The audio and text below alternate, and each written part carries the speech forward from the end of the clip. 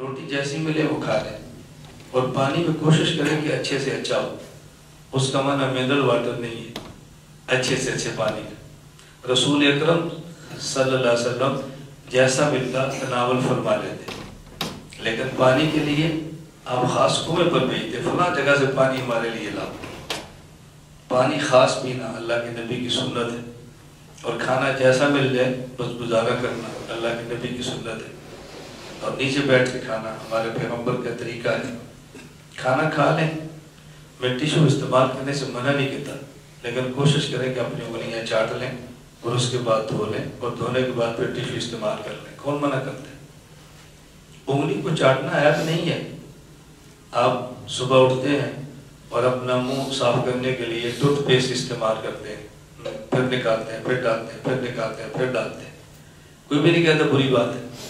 اور جس ہاتھ سے کھانا گیا انگلی چاٹے تو لوگ کہتے ہیں جی معیوب ہے، کیسی حرکت کر رہے. آم آپ چوس رہے ہیں تو 10 وقت پہ گٹھلی منہ میں ڈالتے ہیں، کوئی بھی نہیں کہتا اپنا تھوک منہ میں لے رہے.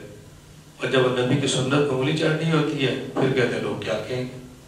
پھر ٹوتھ پیسٹ کے لیے بار بار منہ میں آپ ڈال سکتے ہیں برش کو، مسواک کے لیے بار بار مسواک ڈال سکتے ہیں، آم کھانے کے لیے گٹھلی بار بار چوس سکتے ہیں، تو اپنی انگلی کیوں نہیں چوس سکتے؟ یہ کون سی خلاف ہے، کون سی ایپ والی بات ہے؟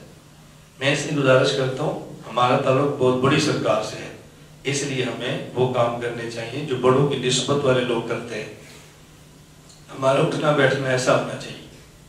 اللہ ہم سب کو یہ باتیں سمجھنے کی توفیق عطا فرمائے.